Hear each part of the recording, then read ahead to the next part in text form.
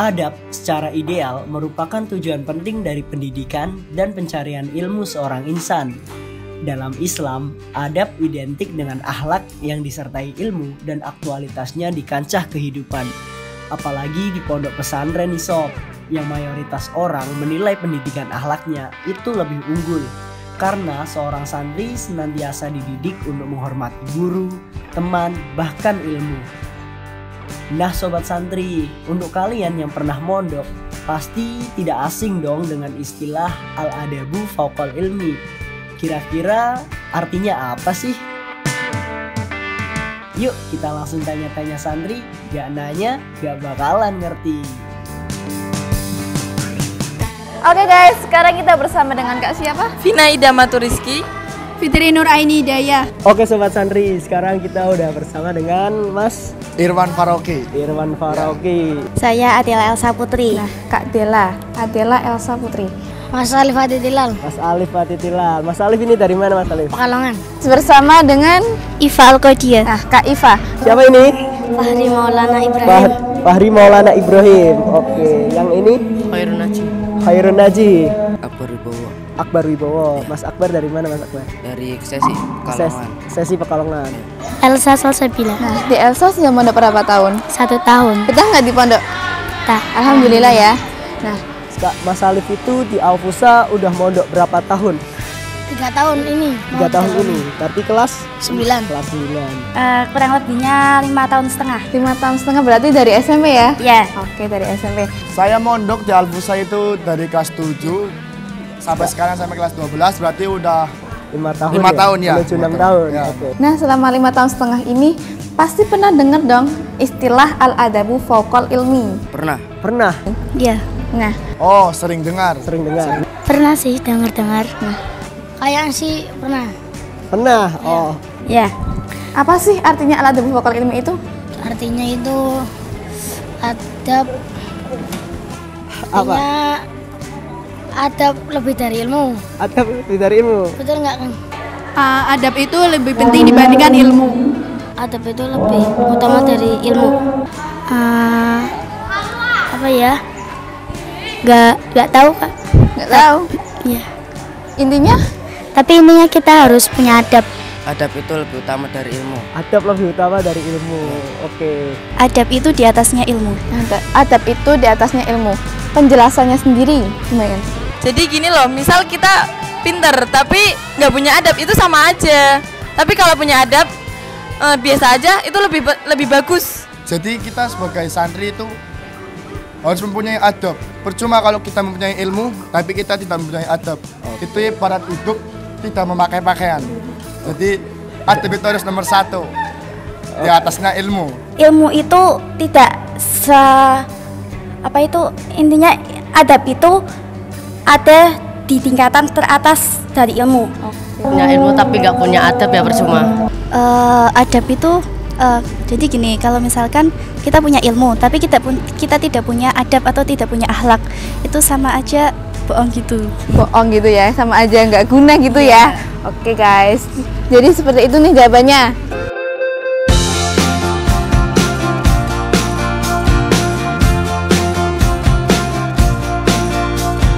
Yap, bener sobat santri. Jadi, al-adabu fauqal ilmi itu artinya adab lebih tinggi daripada ilmu. Mengapa demikian? Karena kualitas seorang hamba sangat ditentukan oleh bagaimana dia beradab dan beretika. Tidak hanya kepada Tuhannya, tetapi juga kepada sesama manusia, alam, dan juga lingkungannya. Assalamualaikum warahmatullahi wabarakatuh.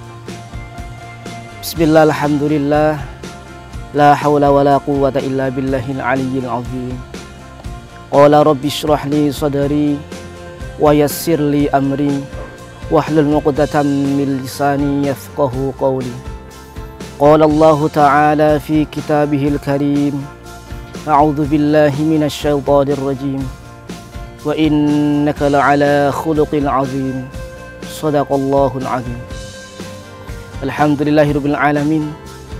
Puji syukur kita kehadirat Allah Subhanahu wa taala, yang mana pada kesempatan kali ini kita masih diberikan kesempatan oleh Allah, masih diberikan nikmat oleh Allah, nikmat iman, nikmat Islam, nikmat sehat, nikmat berkumpul dengan orang-orang baik, nikmat berkumpul dengan orang-orang soleh, dan nikmat berkumpul dengan orang-orang yang mencari ilmu. Ini suatu nikmat yang sangat luar biasa, yang perlu kita syukuri, perlu kita istiqomahkan.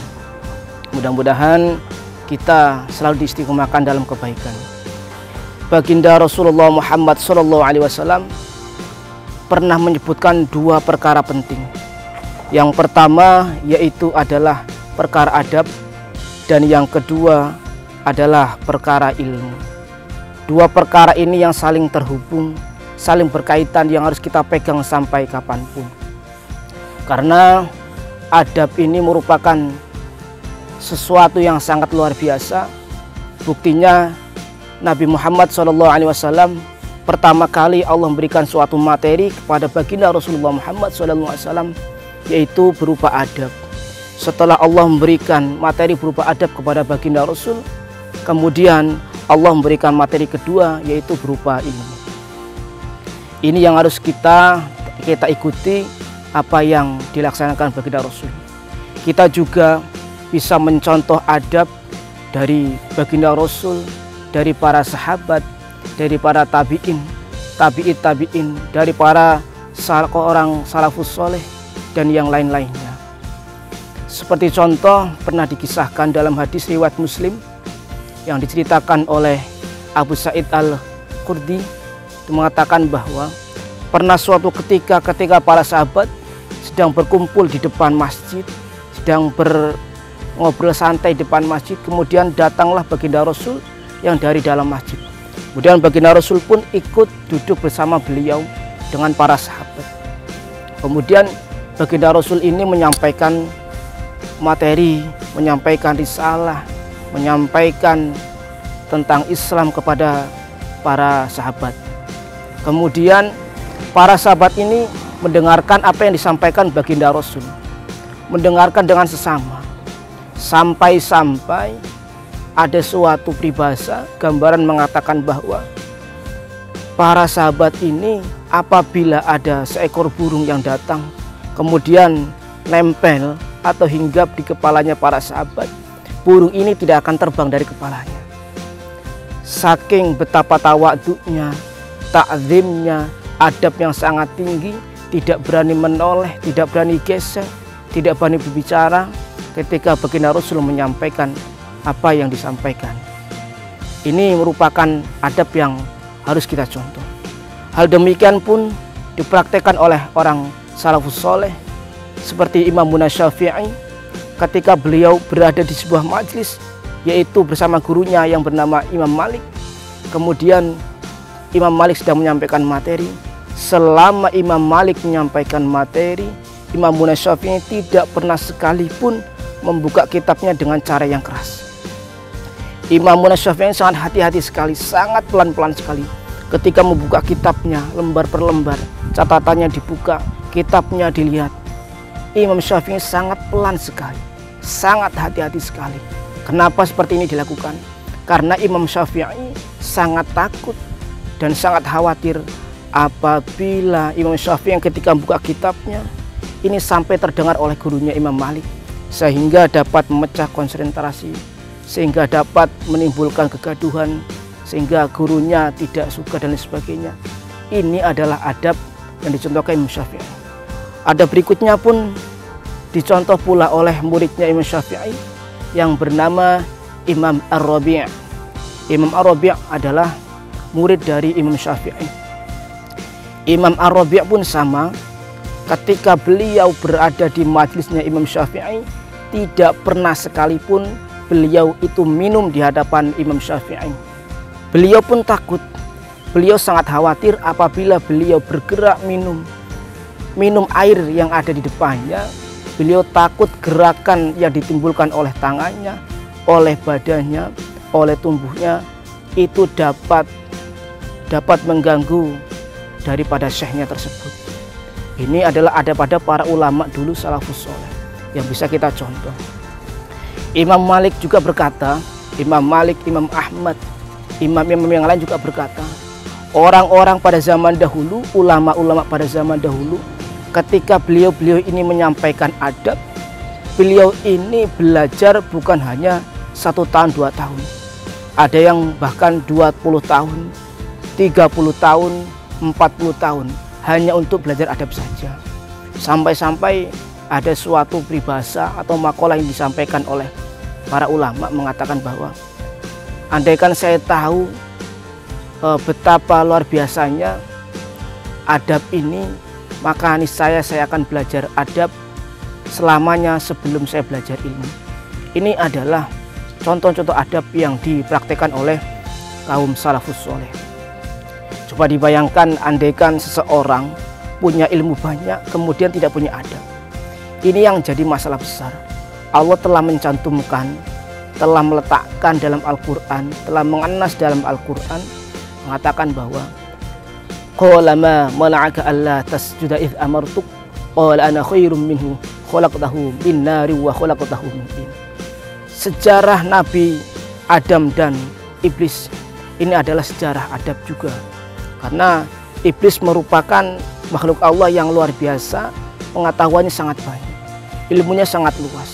Tapi karena Iblis hanya punya ilmu saja, kemudian tidak punya adab, ini Iblis menimbulkan Iblis menjadi sombong. Ini yang dikhawatirkan ketika manusia punya ilmu tetapi tidak punya adab. Untuk itu antara ilmu dan adab, maka dahulukan adab. Ilmu tetap digali untuk mengkaji adab tersebut. Mudah-mudahan apa yang Al-Fakir sampaikan bisa bermanfaat untuk semuanya, khususnya untuk diri saya sendiri. Mudah-mudahan kita dapat mencontoh akhlaknya, adabnya baginda Rasulullah Muhammad SAW. Sekian dari saya, bila ada kurangnya kami mohon maaf yang sebesar-besarnya. Billahi taufik wal hidayah. Wassalamualaikum warahmatullahi wabarakatuh.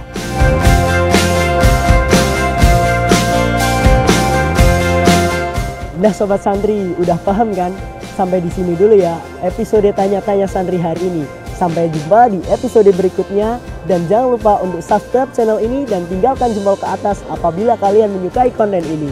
Tetap semangat dan tanya-tanya santri.